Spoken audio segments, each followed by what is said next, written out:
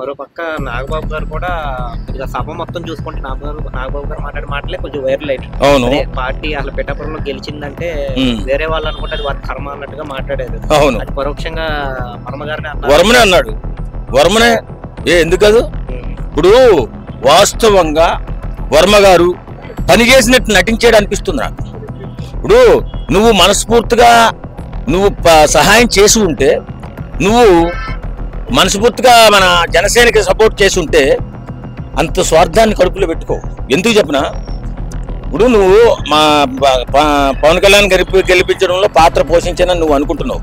కానీ ఈవేళ అర్థమవుతుంది ఏంటంటే, పవన్ కళ్యాణ్ గారిని ఓడించడానికి నువ్వు ప్రయత్నం చేసి ఉంటావు. మనం లేకపోతే ఈ నీచ రాజకీయం ఏంటే వర్మ నీకు.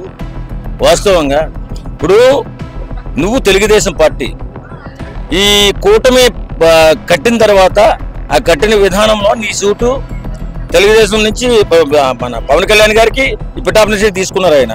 నువ్వేమో మరి మీ నాయకుడు చెప్పినట్టు విన్నావు. విన్న తర్వాత ఈ గెలిచిన తర్వాత కుయ్యెత్తి రాజకీయాలు చేయకూడదు. కూడా ఎంత ఆప్యాయతగా అయితే గెలిపించుకున్నావో అంతే ప్రేమతో ఆయనతో పాటు ఉండాలి నువ్వు. మరి నువ్వు ఇలాగా విశ్వాసం లేని కుక్కలాగా చాటుని ఏంటి వాళ్ళ మీటింగుల్లో ఏం చేస్తున్నావు? చంద్రబాబు నాయుడు ఏమో నాకు రాజకీయ భిక్ష పెట్టినటువంటి దేవుడు, నారా లోకేష్ గారేమో నాకు తోడు నీడై ఉంటున్నాడు అని పొగుడుతూ వాళ్ళు దేవుళ్ళలా చిత్రీకరిస్తూ పవన్ కళ్యాణ్ అంతర్గతంగా వాళ్ళ అనుచరులతోటి పవన్ కళ్యాణ్ వల్లే నా పదవి కోల్పోయాను, పవన్ కళ్యాణే నన్ను నాశనం చేశాడు చెప్పిస్తున్నాడు. అప్పుడు అర్థం ఏంటి? నీకు పవన్ కళ్యాణ్ మీద ప్రేమ లేదు, నీకు అభిమానం లేదు.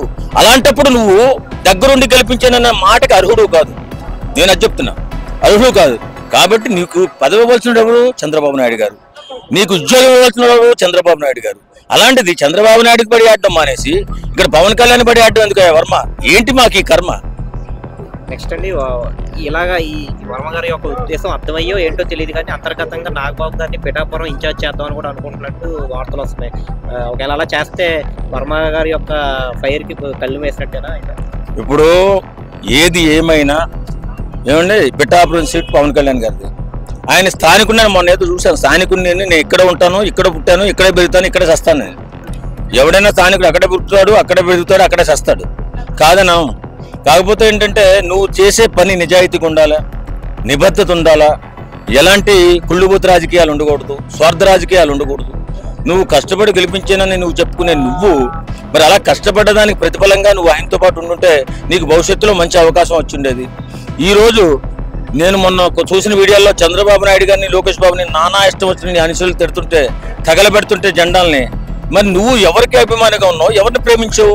ఇటు చంద్రబాబు నాయుడిని ప్రేమించలేకపోయావు అంటే అటు అమ్మ పవన్ కళ్యాణ్ని ప్రేమించలేకపోయావు. ఏంటి నీ ఉద్దేశం? అంటే పదవే నీ జయమా?